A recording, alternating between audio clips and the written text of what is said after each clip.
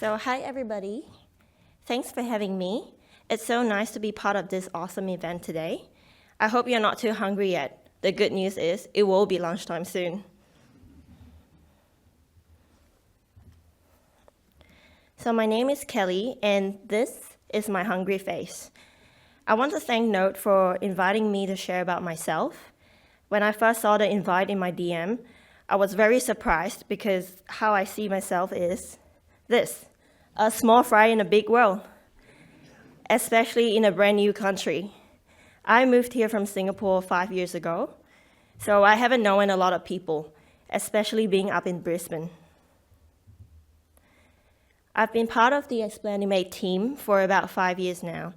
For those who don't know us, we've been making explainers and other types of corporate animation for 15 years.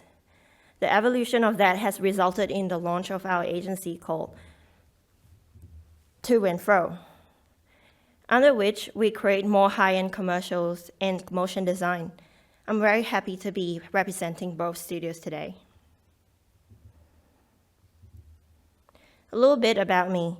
I'm a motion designer that is highly not specialized because I do a mix of 2D and 3D work, but also a lot of work that is in between, 2.5D, which I will touch on a bit more later. But first, let me play you my show reel to show you a bit of what I do.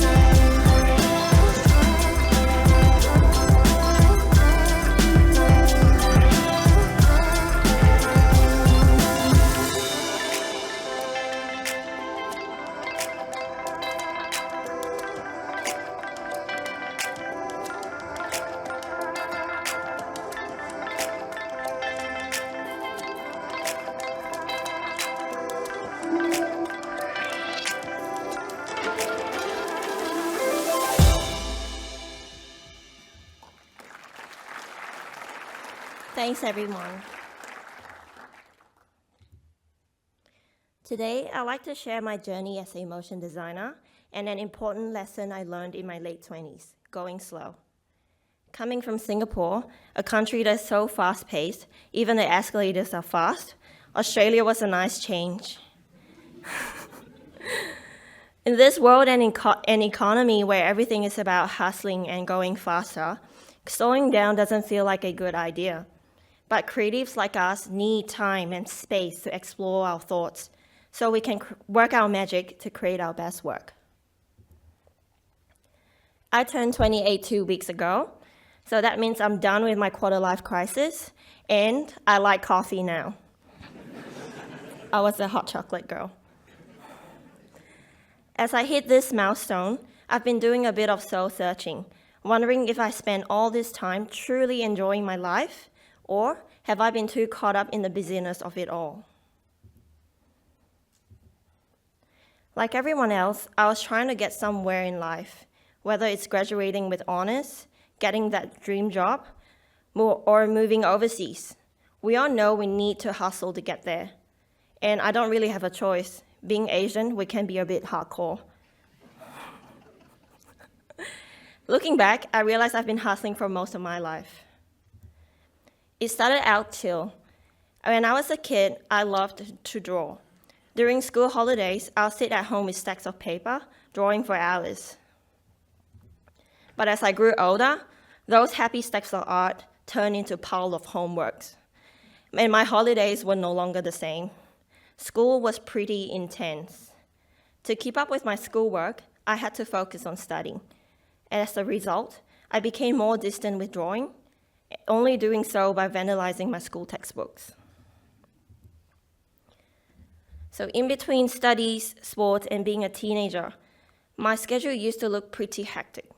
If I wasn't at my volleyball practice 3 to 4 times a week, I'll be studying at the library, McDonald's, or even Starbucks until closing time.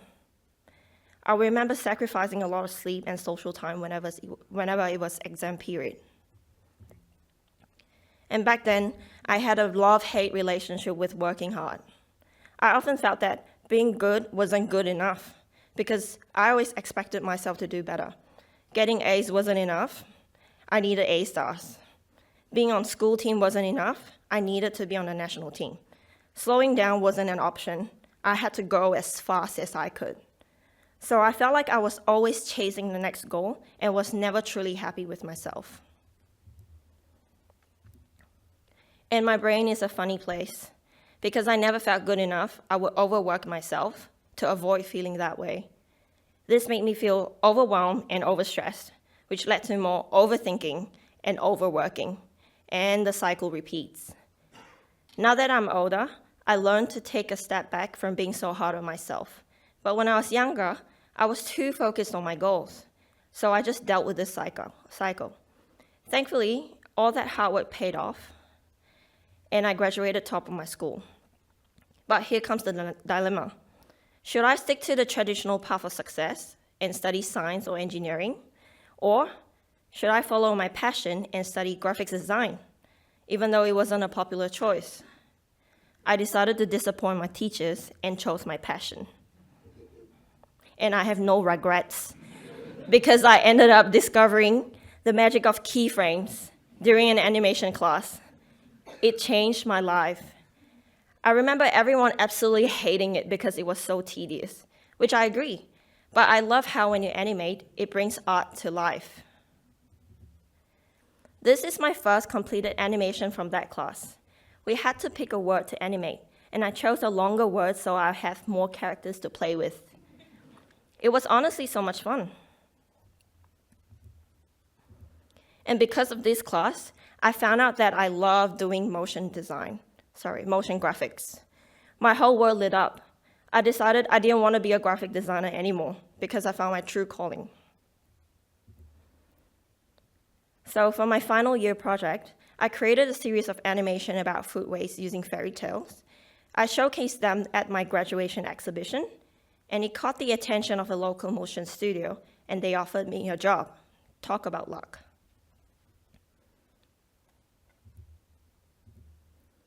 Then I had to decide, should I take on the offer or continue with uni? At 19, I decided to start working so I can start building my portfolio. And I could always go back to uni later anyways, but I never did.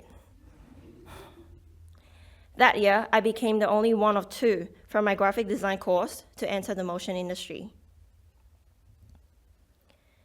And in my first job, it was no time to slow down either, because I had a lot of catching up to do. I felt very insecure because I only knew the basics, while all the other fresh grads in the company had way more experience than me. I was watching a lot of YouTube tutorials, studying videos frame by frame to learn the transitions, and I would even put them into storyboards so I could learn how they planned the script. It felt like a crash course, but I honestly learned so much more in those 2 years than I did at school. I later moved on to a production house and started working on more TV broadcasts. Seeing them for the first time on TV always made me feel so happy. Without these projects, I honestly think my parents wouldn't even know what I do for a living. For example, I was working on jobs like this Chinese New Year promo that celebrated the Year of the Dog. We did the whole branding package in a team of 2, which was tiring but incredibly rewarding.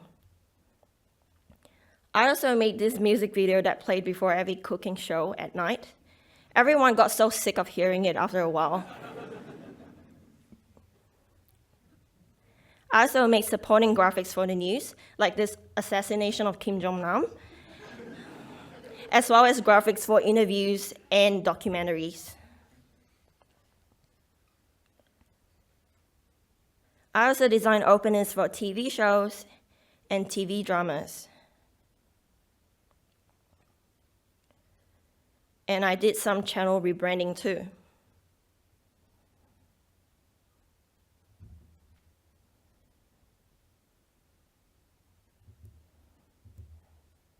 While it was fun, Most of these projects had very, very tight deadlines due to airtime. So it felt like everything was always moving at 1,000 kilometers an hour. During promo season, I would be working late until 4 or 5 a.m., and even on weekends. I was surviving on very little to no sleep and zero social time. Needless to say, after 2 years, I was completely burned out. I learned a lot in that fast-paced environment, surrounded by many talented designers, but I needed a break. My family hardly saw me, and I missed so many birthday parties because I was always stuck in the office, working late. Seeing people my age enjoy their uni life, parties, and making new friends made me question my choices. Should I take a break from work, go back to school, or change to a new environment? So I started interviewing for jobs everywhere, and eventually I got a job at Explainmate. I was over the moon and couldn't wait to see what Brisbane had to offer. So I packed my bags and left. I met these wonderful people at Explainmate, where I became the 4th designer to join the team. It was great. We don't work late. We prioritize work-life balance. We even have a 2 p.m. stretch that we do every day, or we try to. It was a refreshing change, with hardly any broadcast projects and no ridiculous deadlines. I also had a chance to explore new skills, like illustrations. These are some examples of my work from the first 2 years, such as a series of NASA videos created for Queensland Museum, a Christmas music video, and some 2D corporate explainers.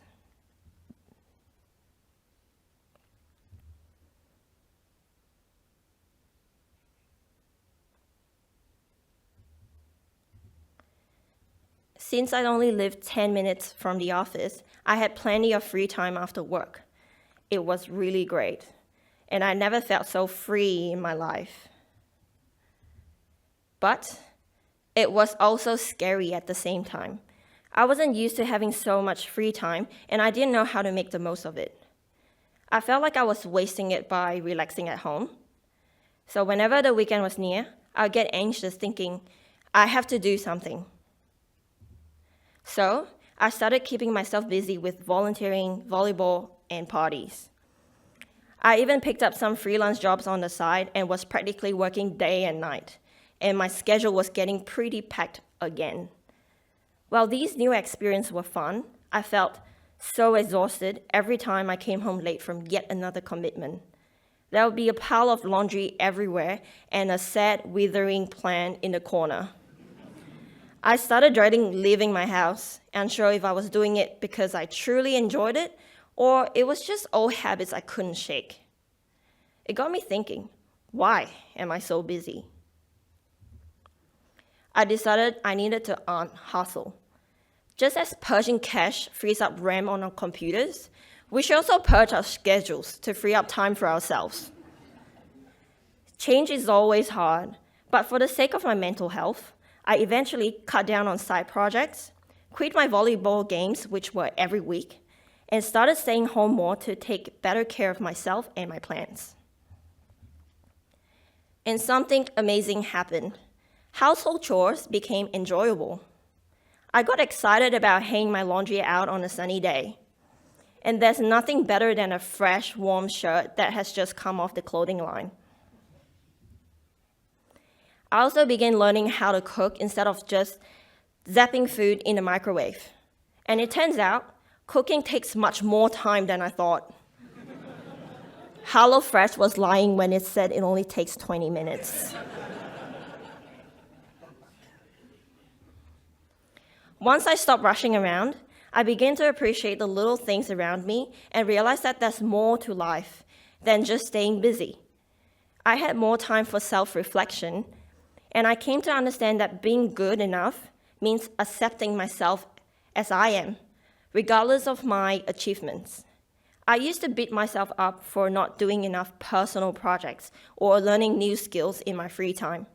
But now, I've learned that it's okay not to be productive every single day. Sometimes just getting through the day is an achievement. So it's important to be kinder to ourselves and remember that our worth is not tied to what we do, but who we are as a person. As a result, I became a happier person. I felt more balanced and less stressed. It gave me more energy to go to work and be creative because I had fewer things on my mind and could focus better. That's how I embraced the slower pace of life. In short, going slow means, number 1, don't overcommit. Stick with what you can handle. Number 2, take your sweet time to do things. Don't live a busy life. And number 3, don't feel bad. Remember that life is just as important as work. And if you need a reminder, just look at cats. They are the true master of chill. They prioritize rest, napping for most of the day. They enjoy simple pleasure, like a piece of plastic or empty Amazon box. They practice self-care by grooming themselves every day. But if you're not lucky enough to have cats at home, think of nature.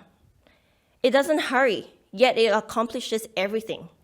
By taking our time and focusing on long-term investment in our well-being, we can experience personal growth and live a purposeful life.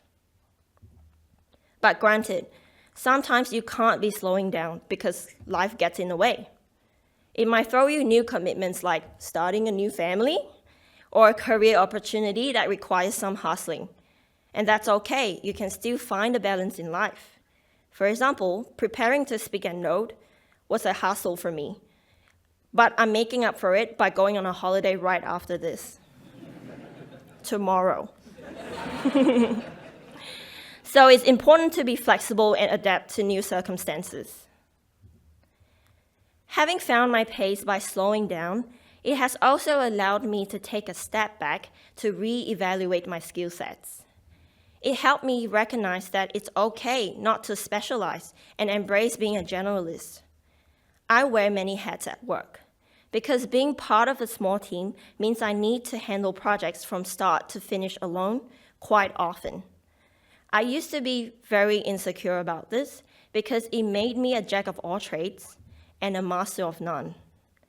I once had an interview where I was told that I needed to specialize or I wouldn't stand out. So I always felt like I wasn't a true motion designer.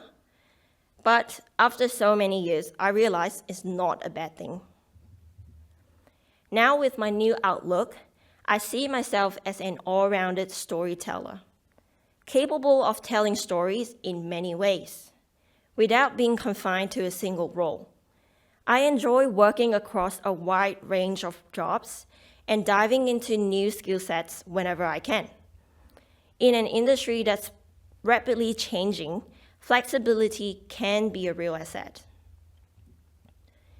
And being flexible means there's no one correct technique to tell a story. As designers, we need to explore multiple methods to tackle different briefs. So, apart from working in 2D and 3D, I also experiment with the art of 2.5D. This is a quick and easy way to adapt to 2D work, making it great for projects that want the 3D look without the 3D budget or time frame. Let me take you behind the scenes of some of my projects that were created this way. For example, I made this glass ball using very simple effects. First, I started off with some shapes and added CC spheres and brush to form the ball shape, and then radial blur and glow to give it a glossy texture to finish the look. The process was simple, yet the result looks pretty convincing as 3D. Even though this was made entirely in 2D, it got featured on Behance as a 3D project. Which goes to show that what matters is how it looks, not the technique used.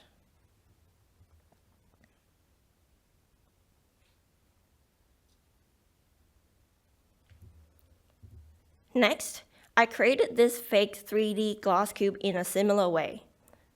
First, I made a cube in 3D space and added some shapes inside. Then, I made the walls transparent by turning them into adjustment layers.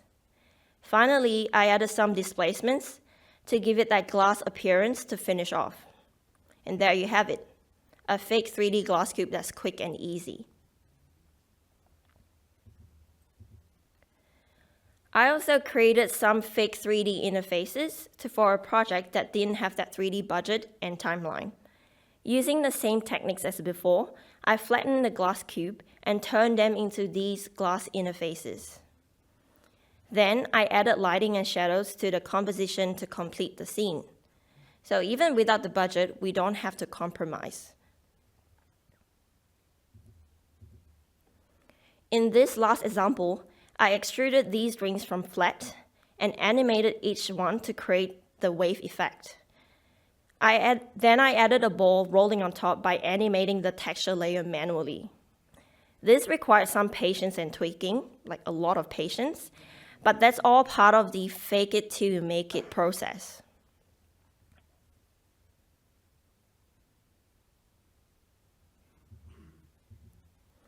And one tool that makes creating 3D work in After Effects easy is the Trapcode Suite by Red Giant, not sponsored by the way.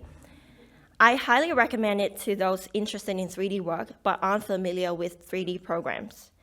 It used to be super technical when I started learning it, but now it's very easy to navigate and has tons of presets in the library that you can use. Let me show you 6 ways I've used the plugin to fake 3D. Here, I added a 3D cursor to my UI scene straight from the library of 3D models. I selected a cone, changed its colors and material, and animated it as part of my scene. There's no need to create them from scratch because there's plenty to choose from. Alternatively, you can import your own 3D models without opening another program. Just load it into your library and use it straight away. You can also create wireframes from your 3D object for that futuristic digital look. It's a great way to add a touch of sci-fi moviness to your scene.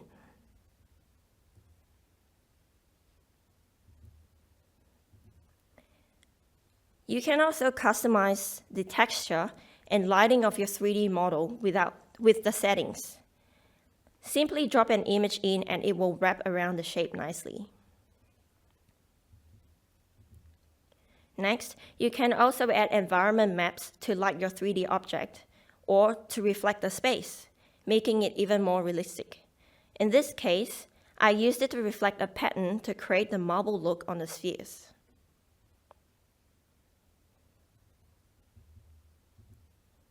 Lastly, it also has physics like fractal displacement and wind to distort the shape. This is how I created the effect of a sphere splitting up a ball.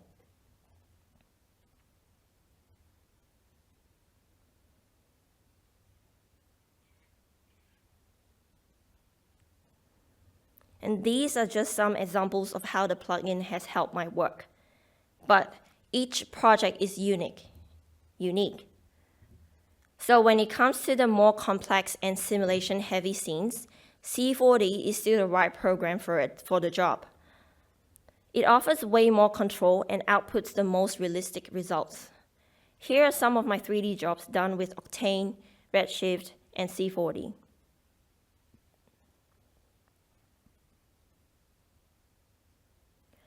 No matter the two, one thing all designers like us can agree on is our love for creative freedom and our passion for exciting projects. But they don't always happen. For me, they only come around maybe once or twice in a year, in between jobs that pay the bills. So I always aim to make things cool whenever I can, adding a little creative input here and there, instead of waiting for these opportunities to fall into our laps. For instance, CSIRO is a regular client of ours, and we've done several 2D explainer videos for them over the years. They focus on scientific research, data, technology, which can get a little dry. Last year, They came to us with a bigger budget and a request for a longer video. I thought making a 3 to 4 minutes video engaging would be a challenge. So I decided to take a different approach and turn the video into a story rather than a typical explainer. I moved away from the usual science lab to something more cinematic, like landscapes and environments. Initially, the branding team raised concerns because it was a departure from the usual style they get. But we promised to maintain their strong branding, and we got the green light to move forward. The branding blue is clear, which complements both the tech and natural scenes, creating a balanced look. The whole thing still looks pretty sciencey, but I added abstract scenes to give it an artistic touch. Given it was a government project, there were many strict guidelines to follow, dragging the feedback process to over a year. Dave? Yes. Dave is our producer. But I'm glad we didn't give up because the project ended up being featured on Behance, and it is something we're proud to showcase to potential clients. I checked this morning, I got an additional badge on it, so there are 2 badges now on this one. In another case, an IT consulting company came to us wanting an Apple-style 3D brand launch video. The challenge was that they didn't have any actual 3D products to showcase, being an IT service company. This meant that their video could end up being filled with a lot of text, and nothing else, just text. To solve the first problem, I animated the logo in 3D, building up slowly to reveal the brand.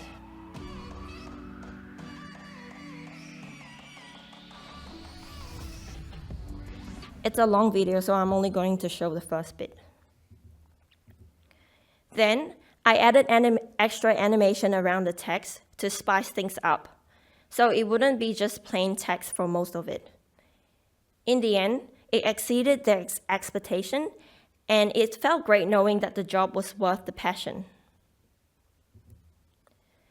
While I've tried to handle client work as best as I can, I see that I should put more time and effort into my personal projects. So going forward, I want to make more time for it, up my social game, and network more. But I'm taking my own advice to take it slow, so I don't overwhelm myself again. To wrap up, I hope you find the time to slow down and grow at your own pace. Just be like a flower. It doesn't compare itself to the one next to it. It simply blooms. Thank you.